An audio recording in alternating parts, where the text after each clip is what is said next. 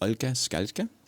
You are a psychologist and entrepreneur from Poland. You are very focused on our bodies and how we need to connect to them, with them, and their powers to improve our life and our relationships.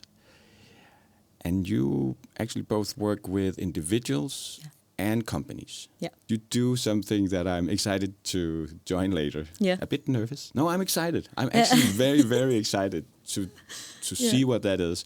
But please just enlighten me and tell me what it is, because then I get even more calm and grounded and ready to let me be excited. Yeah. So, Okay. Yeah. No problem. So part of the things that I do, and it's not the main thing that I do, I use a tool to help people connect their minds and bodies called Groove, the Groove experience. Yeah. And it's an interactive group dance experience where we get to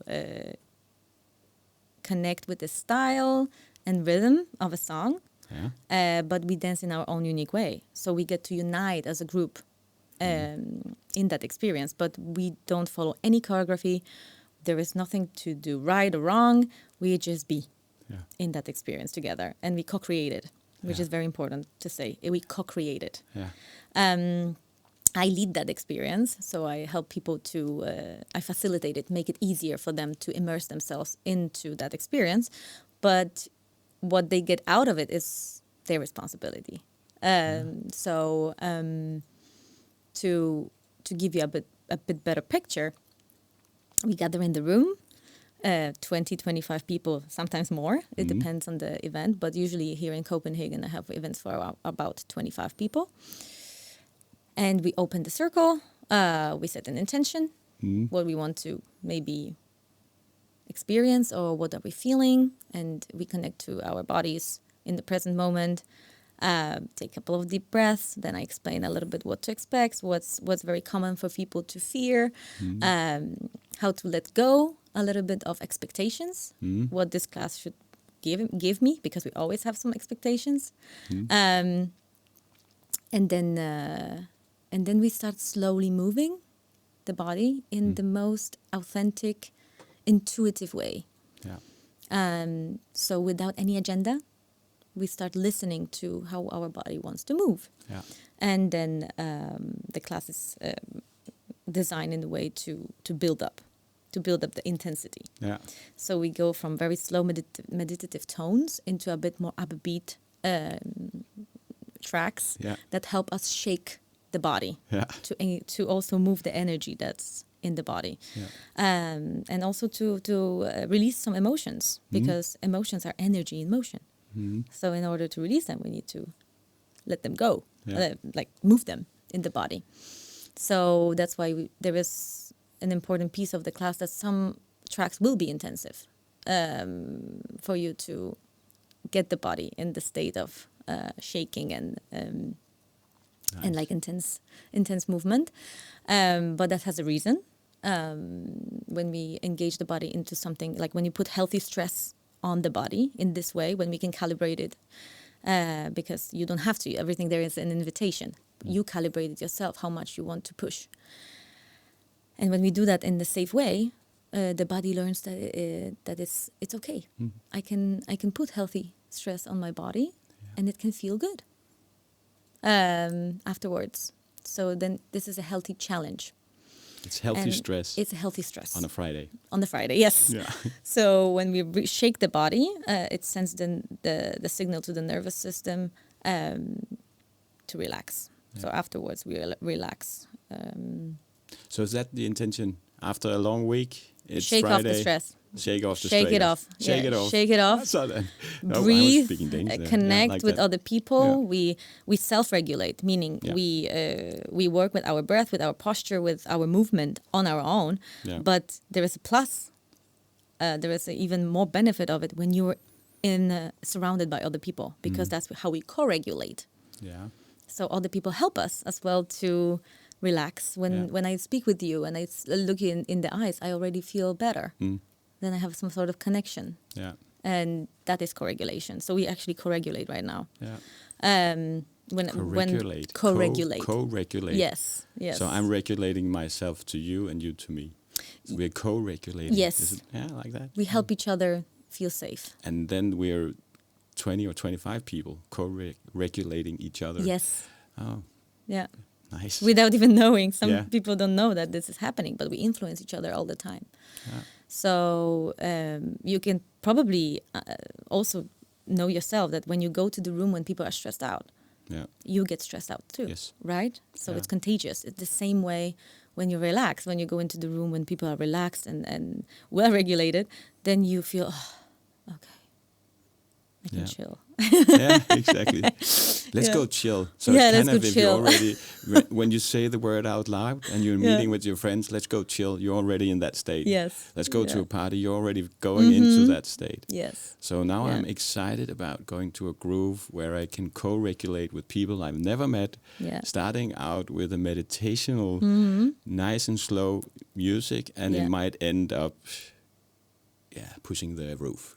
We build up the energy. We build up the intensity up until the peak point, and then we go down again. Okay. So there is a cycle to it. Yeah. There's spring, a little bit of warming up, to summer, really intense, then autumn, when we cool down, and stillness when we rest. Yeah. So there is a cycle to that class. Yeah.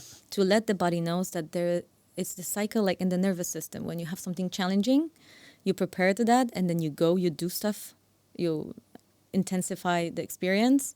Yeah. You're facing something difficult, and then you overcome it. Then your body learns, okay, I can do this. Yeah. I can relax now, and then you rest. And that's a healthy cycle. Yeah. That's a healthy nervous system cycle. Yeah.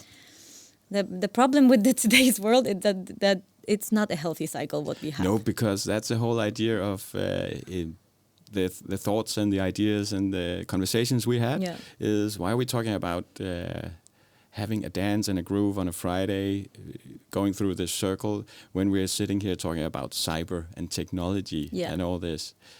And of course, there is a red thread or an angle to that. Mm-hmm. And let's go into that because there is something today that might not connect us or make us co-regulate that much as we should do, or disembody us, or whatever we could call it. We could call it that. What is that? What's going on today's world with all the technologies? And So technology itself is a huge topic. Yeah. The situation in the world, the environment, and the culture we are in, and the season we are in, even the season we're in has an impact on the body and how we feel. But technology has a huge impact on our regulation. Yeah. So when we say today, okay, it's Friday, everyone is like, Friday. Oh God, I'm looking forward to that. Yeah. It's because we associate Friday with like a bit more relaxed. Mm-hmm. The body feels like, oh, now I can really get out of the stress. Yeah. So when I felt today, okay, it's Friday, and I feel like, oh, I'm having a class, I feel that excitement, but I also feel a little bit of stress because then I have to lead that class. It's actually work for me. Yeah. But it's a pleasurable work. It's something nice that I'm really looking forward to. I also got some messages from people who are coming like, oh, I'm so excited, which gives me a bit more boost, right? But and the reason why people come to my class is actually because they want to shake off the stress from the week. Yeah. And very often when people share in the circle, wow, okay, I came here because I had a very stressful week. I had a lot of meetings. I had a lot on my plate. I really want to get out of my head. Yeah. That's what people say. I really want to get out of my head. I really don't feel my body that much. Mm. Because the more we are in the head, the less we feel the body. Mm. The more we are overthinking, stressing, the more numb we are in the body. Yeah. And that's not really a healthy state to be because it prevents us from feeling empathy and connecting with other people. Mm. So stress actually cuts us off from engagement, social engagement. Yes. And technology, unfortunately, has a big impact on that. So when the more time we spend on apps, on the computer, with the gaze like that, when when our body does not know that we are safe, because the gaze is like that. So we are focusing on something for a long time. That sense, that's stressful for the body. Yeah. But you're not in your body when you're on a computer. You're not You're really in your only in body. your head. You're and only in when your you're in head. your phone, you're only in your head. Yes. You're moving your fingers and your thumb, but you're definitely not in your body. Yes. You're working with your head. Yeah. It's people are just sitting, right? Yeah. And doing their thing with a computer. So you are not in your body. You are only working with your head. Yes. And that's it's kind of interesting, because you can get very stressed in your head, but your body won't feel it. Yes, because you're so disconnected from it, because you're so much here instead of being here. And that's not actually something human beings are designed to, because we are designed to use our bodies. Yeah.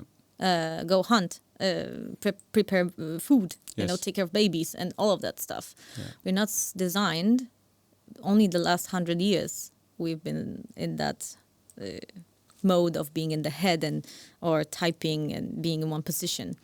Yeah. But that's not how our bodies are designed evolutionally. No. So we're actually against imagine the energy nature. And the whole thing that you have in your head, right? All the energies and all the ideas that you got through the week, just working with your computer, just working with this. You need to get it out of your head. Yeah. And you need to get that emotions. I like the thing that you just said before. The emotions are energy in motion. Yeah, that's a really good term. Yeah. So you need to get that out. You need to get some movement. Yeah. You need to use that energy. And if you don't use that energy, your head is going to explode. Exactly. I think that might be why people are feeling like they do. Yeah. And if you're just in your head, you're just watching the phone, you're not doing anything physical or anything, at the end you're going to explode. Yes, you're going to explode, or you're going to kill yourself with negative thoughts, and you're going to kill yourself with triggers that you get from online, like the war, Palestine-Israel. Yeah. For example, that, right? You can see what's happening online around that. And most of the people are like scrolling and reading, and that builds up anxiety. Yeah. That builds up fear. Yeah. That builds up anger. Yeah. And if it doesn't find outlet, you're not expressing that, it stays in the body. Yeah. And the body does not, as I said, does not know the difference between real threat and the threat that you're exposed to. No. So you're actually providing fear directly into your body, even though you don't have any reason to self-induced stress. Self-induced if you stress. reach out to phone too often, then you put additional stress on yourself. Micro stress doses, I call it. Micro stress doses. Yeah. Notifications. Yeah. Sounds from the phone. Yeah. It distracts you all the time. So one thing is that it's distracting you, and it's putting all the stress on you. Yeah. So how to deal with that? How to deal with that? Well, that's a big question. First of all, we need to set the environment around that. The tech companies, they know human psychology. Yeah. Behind those apps, there are very, very bright minds. Yeah. So society versus technology or tech companies, we're losing right now. Yeah. Because the algorithm, the whole apps, they are designed to keep you hooked. Yeah. To work on your weaknesses. Yeah. As a human being. So the world is not really designed in your favor. No. So in order to break through it, you have to look inside. You have to take control. And that's not what those apps are designed to. It's not for you to have agency and control. It's actually quite opposite. For you to be dependent and to be manipulated. Yeah. So you are a better consumer and more obedient in that way. Yeah. And people tend to think, but I stay connected and I see funny videos and then I know what my friends are doing and all of that, right? Yeah. And I don't say that technology is bad. for the record. I'm not saying that. No. I can work thanks to technology. You know, Yeah. I have clients from all over the world, and I can give therapy, counseling, coaching online, which is amazing opportunity. It's also super helpful for people who cannot find a practitioner that they trust or believe, or you know, they want to use certain methods that are maybe not available in their local area. So technology is good. I don't say it's not. But there is a dark side of technology that maybe most of the people are not aware of. I think you're right. So it's good to psychoeducate people on the impact, the real impact of technology on how they see themselves, how they see the world, what kind of nervous system states it puts them in, and the whole impact on the relationships as well.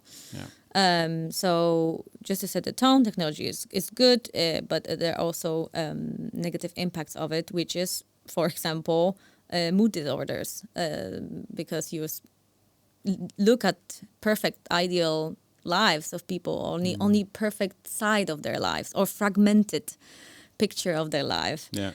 But people don't post the problems. People don't post like challenges and what they go through in reality. No.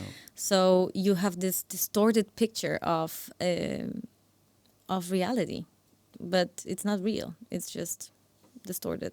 It's So distorted. you start believing there's something wrong with you because you feel bad and everyone is happy. So there's something wrong with you. Yeah. So it affects your self-esteem. It affects your sense of worthiness. You see on LinkedIn, you go on LinkedIn, you see if everyone's successful, everyone gets promoted, and you're not. New job. New job. It's Yes. all the time. Yes. I actually did that on this one, but I figured out the algorithm likes it. Yeah. So if you do that, you get some attention. So Yes. the reason why I did it, I said, now I have a new job. I'm an English-speaking podcaster. So that was it. But that's good. I mean, it's good for you, right? It also feels good to acknowledge, right, for yourself. But if we do it in excessive way, I say excessive. Yeah. Then we're gonna the picture of the world is gonna be distorted. That everyone's just happy, something wrong with me because I don't feel happy. Everyone's getting promoted, everyone's getting kids, everyone's getting married, everyone's going on holidays, and I'm not. Yeah. So you don't really think about all these people. They all have problems. They all you just don't share it. No. So it's not real. No. In that sense. Do you talk about that when you meet with clients? Oh yeah, absolutely. Yeah. Absolutely. Yeah. Absolutely. So it is a big blind spot from people that they think that everyone else is just normal and there's something wrong with them. Yeah. There's a lot of shame around that. So I work a lot with shame. And so that's one of the problems. It's the distorted reality. Another thing is that itself, that distorted reality, creates sense of inadequacy and unworthiness over a longer period of time. Yeah. It becomes your identity. I'm not worthy. I'm not worthy of love. I'm not worthy of good work. I'm not worthy of X, Y, Z. And that itself, if you're not aware of that, how technology affects you, you're gonna seek soothing through different dysfunctional portals, which can be alcohol, it can be more technology, it can be gaming, it can be partying, sex, whatever. You will try to soothe yourself not to feel that sense of unworthiness. That was already induced by various factors. It can be your childhood trauma. It can be the situation in the world. We have a financial crisis. We have pandemic. We had wars. All of that things. Negative news. All of this contribute to how you feel. Yeah. So when I said world is not really helping you out here to feel good, is because too many companies benefit from you feeling bad. Yeah. Too many. Because then they can easier package nice products for you to feel better. Yeah. which in the end makes you feel empty. In the end, empty. Yeah. The technology knows the human nature. Yes. And the way we think, and they benefit from it. Yes, definitely. Absolutely. And one of the words that comes up when you talk about humans, I know that every child, every person loves attention. Yes. So when I give you attention, it's good. When you give me attention, it's good. We feel good when we get attention, right? And there's this word, economy, attention, economy, right? Yeah. So they figured that one out. Yes. So get your attention, get your mind to do whatever they do whatever. It's not about they just do one thing. They don't just show you the bad news of the war to give your attention. It's just kind of insane that they do that. If you think about it, get your attention to look at a war and I will make money on you. Yes. That's insane. Yes. If you think about it that way around, right? Yeah.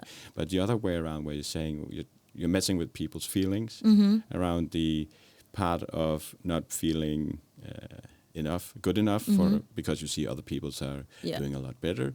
They do whatever they can to get your attention. Yes, absolutely. And when they get your attention, they don't care as long as you just put your eyes on the phone and you earn money on it. That's Do you know more about the attention economy? Should we dig a bit into it? Yes, absolutely. So Instagram, for example, TikTok, all of those apps, they will give you more of the content that you consume. So they track the amount of time you spend on a particular video, and then they will give you more of that. Yeah. So just to get you a bit more hooked, and give you also a confirmation bias, because let's just say that you watch a war videos about Palestine, Israel. Let's just give that example, and somehow you feel more empathy towards one side, and then the algorithm picks it up and give you a bit more biased content regarding one side, and that's how you create polarization between people, and that is very dangerous, because those tech companies manipulate and separate people from each other. That's the opposite of what you're doing tonight. Exactly. And what we as human beings inherently are wired to is connection. Yeah. So first you disconnect a person from their own body by putting them in their mind and constantly overthinking, questioning themselves, doubting their worth. So you separate them from their heart and how inherently good they are. Yeah. And then you create another layer of it by showing content that's highly emotionally triggering to match your own belief, so you can other the other person. Yeah. So you can Separate say yourself. They are bad, we are good. Yeah. So you reinforce the separation. The recipe for war. The recipe for war. And the recipe for hate. Yeah. And you can put any sort of category, right? Not even the war. You can put black and white, men versus women. Yeah. All of that. And if you're not mindful, if you're not really aware what you're consuming, how long you're consuming that, and what it does to you, you become dependent and weak and unable to control. And you're not able to see if you're excited or if you're fearful. Yeah, you become numb. Yeah. You just become a zombie, a walking zombie, going to work, going home, doing basic things. You live on autopilot. Yeah. Literally, you become a zombie living on autopilot. Yeah. And I've been there myself. It's not a fun place to be. No. And it took me 28 years to break free from that. So most of my life I've been on autopilot. So I know how comfortable and uncomfortable at the same time it can be. Yeah. Yeah. When you say autopilot, what is that? I don't want to put my words in your mouth. So what is our autopilot for you in 28 years, you said? Autopilot is living your life according to something else than you, living your life in past or future, not knowing who you really are, not knowing why you do things the way you do them, feeling like shit, and trying to soothe yourself through dysfunctional stuff, through trying to find whatever peace is in available. Whatever is available. Yeah. So if it's your phone, if it's alcohol, if it's just whatever it is. Exactly. If it's Choose a nice yourselves. bag or a nice car, whatever makes you feel good about yourself for a second. We can go through whole life like that. Oh yeah, absolutely. Why not? Absolutely. And I think that most of people go through life like that. Yeah. I think there's only a fraction of people who live consciously and work on creating life in alignment with who they are and living authentically and living to their fullest potential. Yeah. Because I believe living on autopilot is just fulfilling someone else's agendas for you. Yeah. If you don't know who you are, then there is plenty of people who will tell you who you are. Yeah. So, and that's why these companies feed off people who live on autopilot. Yeah. Tell them what to feel. Tell them what to feel. Yeah. Tell them what to think. Tell them what to believe in. Because it's easier. What made the difference for you? You said 28 years on autopilot. What happened? Lots of crisis. Lots of crisis. Yes, a lot of pain. A lot of pain. Yeah. So the living on autopilot becomes so painful that I needed to do something about that. Otherwise, I would just die. My soul would die. And it was horrible. It was horrible. I was suffering from anxiety, insomnia. Even though on the outside, that's the best, because people who live on autopilot, they have beautiful lives. They are on the outside everything is great. You have a great job, you have a lot of friends, you have you go on vacation and you're successful. No worries. Successful. Yeah. But inside you feel like you're dead. And you don't know what you're doing, you're confused, you're stressed out. And that inner conflict is so exhausting. Yeah. So exhausting. Bring it a bit down, because then I can see your face. Shit. How do I do that? I just pull it down like that. All right, sorry. Actually, if you turn it back a bit, like towards me, then, so like that, and then a little bit closer. Cool. All right. Yeah, sorry. So we need to have the people listening. Yeah. Being able to listen to our good voice and that we're excited. Yes. So they can feel us. Yeah. What happened? What happened exactly to make you change from the autopilot? You said a lot of things, but was there some kind of specific event or something that said, "Okay, now I need to wake up"? What happened? It was not one event. It was a prolonged period of stress and confusion, and I just felt the calling that there's something else. There must be something else for me. Yeah. But I was so afraid to tap into that energy. That's a challenge. That's a challenge. That was a huge challenge, to let go of that life that I had, that I've built up, that I was working hard to get, to get education, get a good job, and build all that stuff, to let it go and reinvent yourself, and suddenly let go of control and surrender to what's actually really for me. Yeah. And it was scary. I guess it must be scary. It was horrible. In my mind, it sounds scary but also to be on the autopilot and realize it, and then say, I need to fix this. Yes. So that must be scary to go into that, or scary or excited, coming back to that one. Yeah. Because maybe if you've been on that road, you're on autopilot, you haven't really connected to who you are, the whole idea of, I don't know if I'm scary, if I'm excited. At that point, how do you then convince yourself that this is going to be excited? This is going to be the right thing to do for me. And of course, it's a bit scary, but how the anticipation for the good things instead of turning it to anticipations of the bad things, right? So how do you turn that around? How do you then change it from being something scary to do when you want to jump off the autopilot and find yourself? Because it's scary to find yourself. Yes. Who are you? And all these things. So how did you turn it into, this is going to be so excited. I'm going to be the most happy person ever to go down that road. Yeah. For me, what was very helpful is that I created like a solid backup plan for myself. If everything goes to shit, then I have this, and that. Yeah. So I actually prepared myself for a long time to let go of that old life. Yeah. It was a strategically, I put you a plan. planned. I really planned, Okay, nice. which some people don't do, and it's No. also fine. But I planned that. I planned, okay, here's where I want to go. Here's where I want to work. Here's what, if everything goes not as planned, what's the backup? Safety net, how much money do I have? All of this. So I actually planned it out. For me, it worked out this way.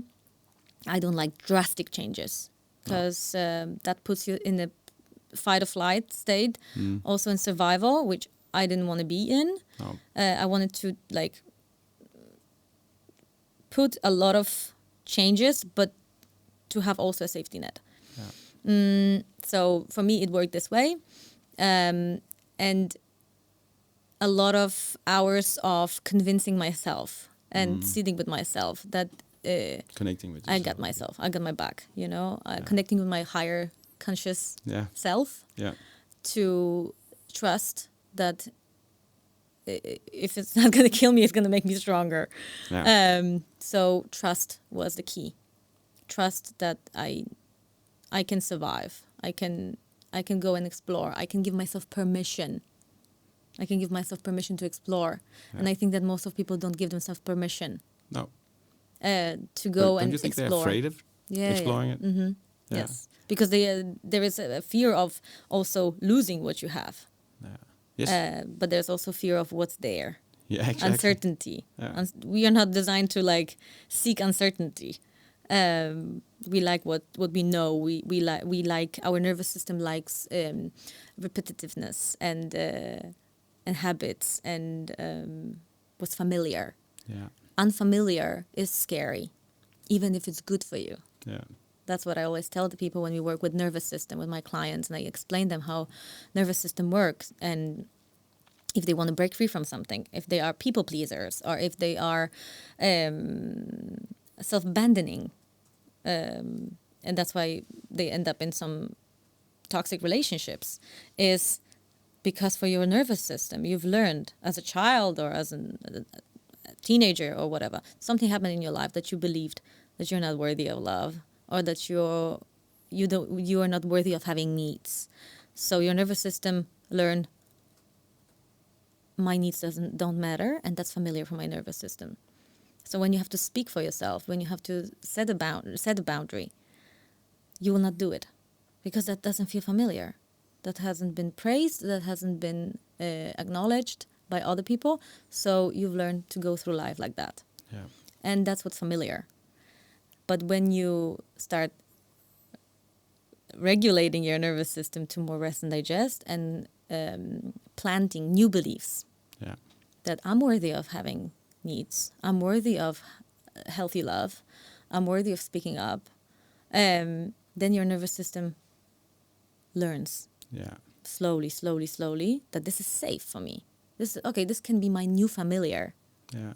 So I like the idea that so you did it. It wasn't like this spot happening or this action happening. Mm-hmm. It was just nice and easy living, forming your mind into something, and you just grew that. So you grew the whole idea. You planted a seed, and you were told all these things, and you go on autopilot, nice and easy, and it forms your mind to the belief that you have. Yeah. If we look at that on the technology side, on cyber, so whatever you like or what brings your attention forms your mind, nice and easy. And somebody earns money on it, and that's happening nice and easy. Yeah. So you don't even see it coming. It just happens. It forms your mind. It forms your way of always thinking, this is not good, or this is, I'm not good enough. And you go all that way. Yeah. But the cool stuff, of course, on the positive side is that if you realize it, then you can start doing it the other way around. Yeah. Then you can start build nice and easy with a backup, everything nice and easy, form your mind to change to something positive, looking at the excitement of things and looking on the healthy stuff of things. Yeah. So you can reform your mind. Yes. But doing it like drastically in one point might not be the best thing, because then you break probably and need some then medicine. it's not I sustainable. don't know, whatever. Then it's not sustainable. No. I don't believe that it's going to be sustainable, because then you will get a hype. Like if you go for a motivational, you see a motivational speech on TED, right? Yeah. And you're like, yes, I can do that. I can change Yeah. my life. You know, people get motivated, and then 3 hours later they are scrolling. It's not. It just creates that temporary rush. Why does that happen? Is it too big of a step, or is it because it's too scary? Okay. If your whole life you lived in a way, your body, your mind protected you from any type of failure or any type of being seen. This is something that people are the most afraid of, being seen. Yeah.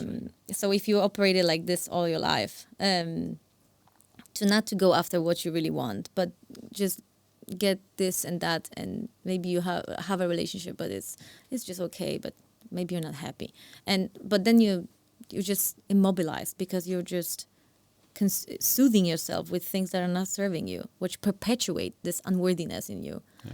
And that's what social media do to us. It's kind of interesting that you say that what people fear the most is being seen. Yes. Okay, so that makes sense when you are doing public speaking. Oh, absolutely. I think that is one of the highest, even more than meeting a ghost or something, or dying. Sometimes it's on the same list, right? But the fun point of what I just realized is that, okay, people are afraid of being seen. But what social media gives them the ability to be seen. Yeah, but only with the good parts. That's the thing. That's the social media feeds off. Show them the good stuff. Yeah. And that's when we are like, okay, but I only want to see, only want to show people good stuff. But that prevents them from connection. Because in order to connect with a human being, we need to show the full picture. We need to show our ugly side. We need to show, everything, vulnerability. Yeah. Vulnerability is key to connection. That's not what you see on social media. Vulnerability is the key to connection. Yes, What do you mean vulnerability. by that? So the willingness to show the parts of you that maybe are not the best, and loving the parts of you that are maybe not that pretty, is the key to fulfill life. Because then you accept yourself fully. Then if you know yourself, you know your dark sides, you know your bright sides, then it's much harder to manipulate you, or much harder to tell you what to do, or plant some twisted ideas in your head. Yeah, they're already there. You know them. Yeah, okay, yeah, exactly. But the more you know yourself, Yeah, of course. and the more you accept those dark sides of you, of yours, and the more vulnerable you can be with yourself, the easier it is to connect with other people. Yeah, yeah. Because then you're not afraid of showing it. Yes. And then yes. but I totally agree. So it's kind of interesting. The more you explore your dark sides, the less you will be afraid of other people telling you have a bad side or a dark side, because you already thought about it and accepted it. So go ahead. Exactly. Do your thing and say your thing, because I've been there down that road. I've explored myself. And when you rest in yourself like that, then you're able to put yourself out there, which is how to connect, to say something that might be a bit too scary to say out. But if you learn to, you have to try it out. You have to try out getting those hits and trying to feel the pain just a little bit. Yeah. So Allowing. I know you with the pain pleasure. Pain pleasure. Yeah. Because what we're talking about is autopilot with pleasure versus the small pain that you can handle within your sphere of control and your comfort zone and everything.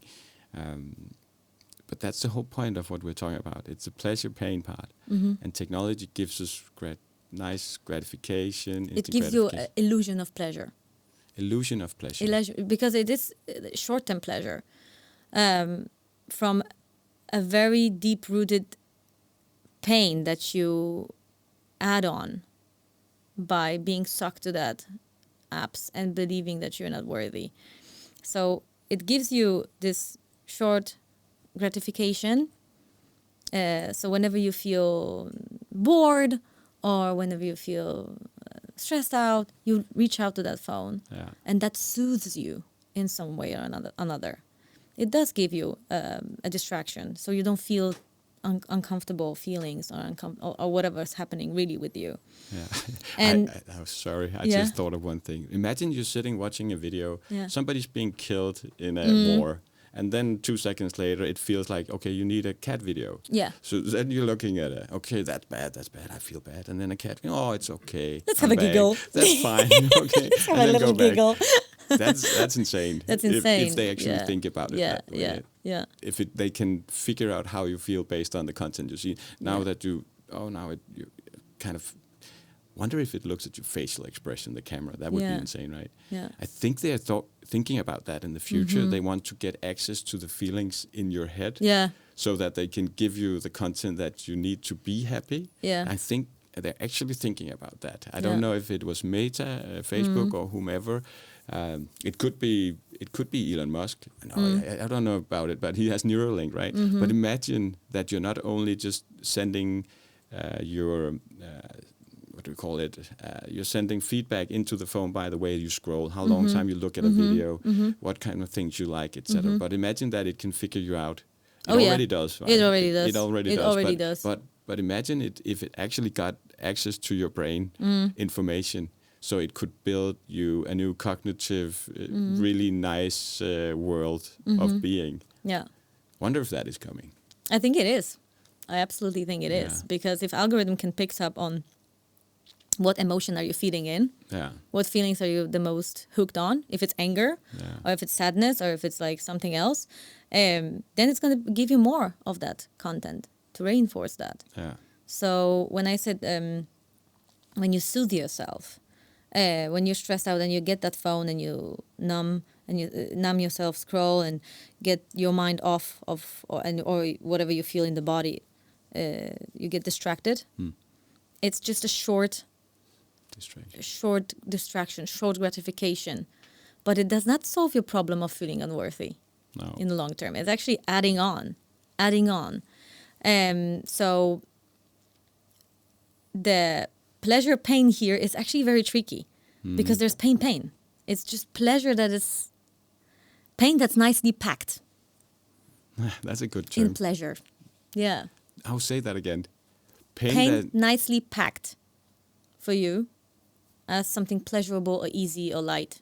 But in long term, it only adds up more anxiety, more insecurity, more confusion. I think that confusion is the source of all stress. Confusion.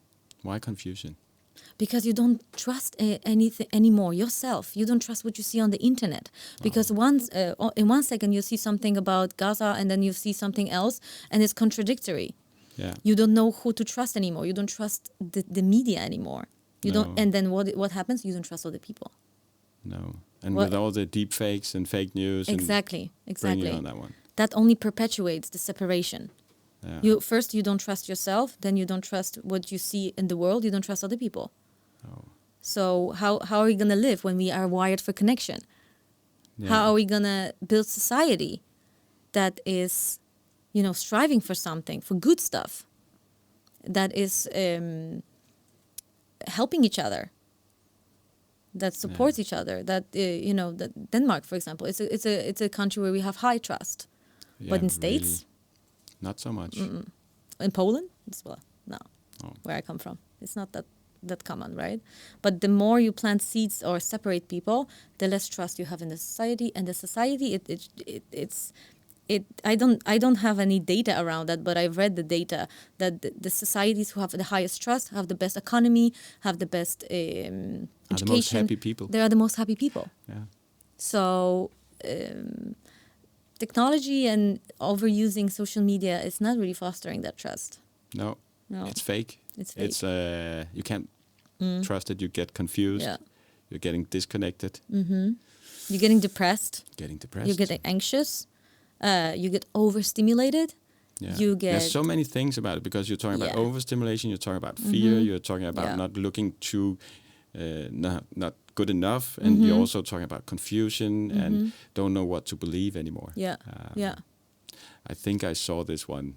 If people haven't seen it yet, it was Greta Thunberg. Have you seen that one with the deep fake? No. It's so funny. Yeah. But anyways, she made a conversation in an interview, but they made a deep fake instead of her new book called something I can't remember. I only remember the fake news. That's weird. But anyway, she made a book. It is called Vegan Wars, and that's of course a deep fake. Yeah. But then she talks about having hand grenades that are made out of biological degradable so that it don't hurt the environment. And they also said they need to also talk about, and you can of course get these in your weapon store. They are actually labeled with organic, so you can use that, and then you can take all your tanks. But the point of saying it is that if you look at the video and you look at her and the face and everything, it's real. It looks real. Yeah. I showed to someone without saying that it was. Is he serious? Yeah. No, it's a deep fake.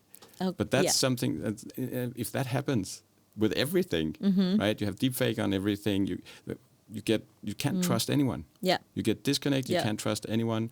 You get confused. So that is what technology can bring to the world. It can bring. Yeah. I'm not saying that it will, but that's definitely part of the technology that we don't want to go down that road, because that's not about connecting and dancing and do co-regulation and getting trust and get the groove on. Yeah. I don't say that the whole technology is bad, because then thanks to technology I can connect with people who need my help, and I also connected to people who help me. And you need to be very mindful about why are you using social media. Are you a creator or are you a consumer? Yeah, probably a consumer. Yeah, and most of the people are consumers. And it's okay to consume some of the content. If you're looking for answers, or you're looking for inspiration, or you're looking for help. But you need to be mindful about that. Because if you're on social media without knowing why you're there, you're the most susceptible to be manipulated. So I am a consumer and a creator, and I need to be very mindful about the time I spend on it, because I market there as well. Yeah. So I create content. I want to share some things that I know. I want to reach out to people. So I give myself also a timeline. How much time I spend creating, how much time I spend consuming. Yeah. But most people have no... I guess it's the same as eating. Sorry. Self-control. So if you just consume stuff without using the energy. Yeah. So if you consume a lot of stuff, whether it's online and you get input and everything, you just get obesity in your head with information. Yes. And then you explode. So you need to put it out again. I actually think I'm at that point where I've seen so many things. I've listened to so many things. So when people come and say, you need to see this and you need to see this, I'm saying, no, I need to get something out of my head. Yes. So I'm not in that consuming way. I'm in that producing way. I need to get it out of my head. Yes. I love that instead, because there's too many things in there. So I think we get obesity in our head with ideas. Like if we just keep eating and eating and eating and we don't move, then again we'll just be consumers without producing anything, without putting any good emotions or energy out there. Yeah. We just suck it all up and we don't produce anything. We're just gonna be numb. Zombies. Numb and zombies. dumb. Numb and dumb. And also you don't create anything meaningful, and we are wired to do things that are meaningful. And using social media and spending 3 hours, 2 hours scrolling always leave us more shamed, because then you realize, oh god damn it, I lost 2 hours of my life. Do you think people think Oh yeah, absolutely. I talk with people every day about that. Yeah. That they feel ashamed of themselves, that I just wasted 1 hour, and that adds up to that loop of guilt and shame and inadequacy and unworthiness. Yeah. So we need to protect ourselves. We need to build muscle of self-control, because the world is not designed, it's not on your side. I'm sorry. I'm going to look to that camera here. I'm going to say that. The world does not have your back. I'm sorry. You need to protect yourself, and you need to develop the muscle of self-control. because that's on you. That's your responsibility. World is not here to take care of you that much. No. And that's a hard pill to swallow for most of the people, because we really want to believe that everyone is here to make us feel good, but it's not. Life is hard, and you need to develop a muscle to deal with that. Yeah. Not to expect that everyone's gonna, tiptoe around you and comfort you in that way. So that's something that also for me was very difficult to realize that, okay, past is past. You maybe did not grow up in the most functioning family, but now you're an adult and you need to take responsibility for your life. Yeah. And how you lead it. How do you train that muscle? It's a journey. It's a journey. I always say takes time. You need to give yourself grace, and you need to give yourself permission to make mistakes as you go, as you build up that muscle. And you need to forgive yourself for what you didn't know when you were living on autopilot. Yeah. Because there's a lot of shame and things we don't want to acknowledge when we live on autopilot. Maybe the first thing is to acknowledge, as you say. So maybe it's a good idea to get a bit ashamed about all the time that you use on social media or whatever you do in autopilot, if it's your work, if it's your life, whatever it is.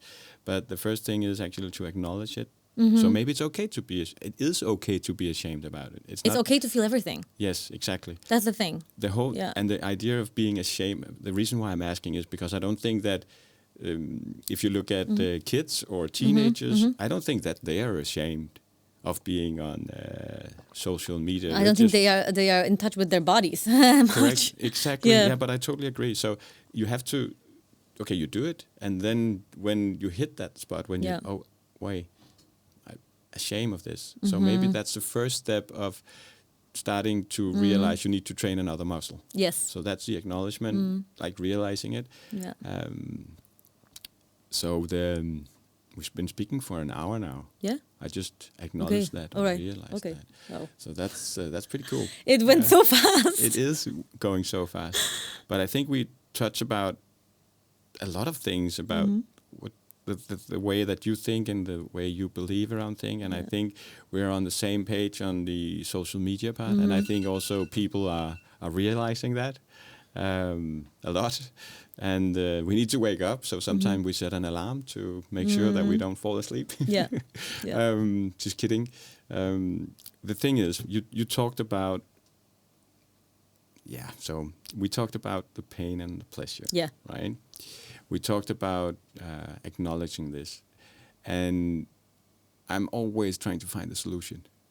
So social media, we haven't talked about the good things about social media. Maybe we couldn't find them right now. But there is something good about social media. You can use it to get your message out there. Yeah. You can use it to produce content. You can use it to produce good energies for others to consume. Yeah. So let's be mindful of what we produce as well, right, as people. Connect with people who have similar values to you, or people you look up to. Yeah. That's the power of social media, that you can connect with communities, or you can find ideas or approaches to life that maybe speak to you. Then comes the challenge. What if it's fake and you're confused and you don't know what to follow? Maybe you think you're following the good stuff, but you're not, because it's fake, or it's hyper something. It's you're following the wrong stuff because you, on the surface, believe that this is the right thing to. So, the solution. What do we do? And as I said, we're at the end of it. So, what is the solution to all this menace, other than just go out dancing? Other than just, I didn't mean just, but I mean other than going out dancing, connecting with yourself. So first, what should we be aware of? What's kind of the message out there? If you could say something about the way you believe and think. Okay, this is very big, so I'll try to narrow it down. First of all, create some space in your life. Create some space for stillness and for presence. And it can be as simple as setting a reminder for yourself to 3 times a day take 3 deep breaths. And without any distraction, just sit for 1 minute with yourself and ask yourself how you feel. What do you need? That's one thing that you can do. Second is remove distractions. Set a limit for yourself. Notice how much, what are you doing unconsciously? So what do you do habitually? Observe yourself with kindness. It's not to observe yourself, to judge yourself, to put yourself in more shame, but to kindly observe, what do I actually do every day? How do I spend my time? What kind of content do I consume? How do I feel? So being kind observer of your life and what you do habitually. That's something that builds self-awareness. And the third thing that I always tell people is to learn how to sit with your pain, but like real pain.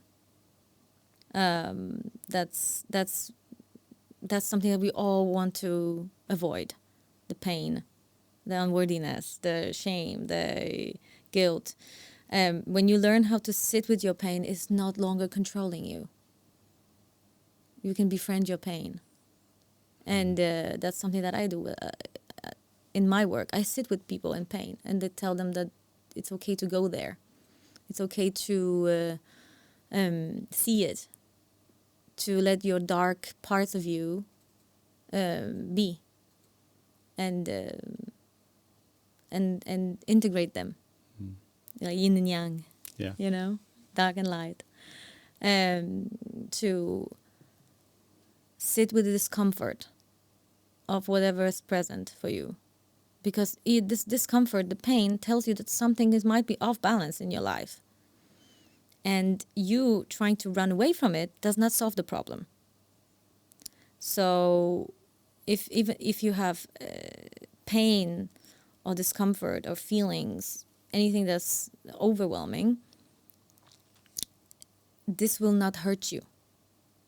But running away from it can kill you. Because running away from that can be addiction, can be depression, can be anxiety, can be dysfunctional coping strategies. Yeah, anything. Yeah.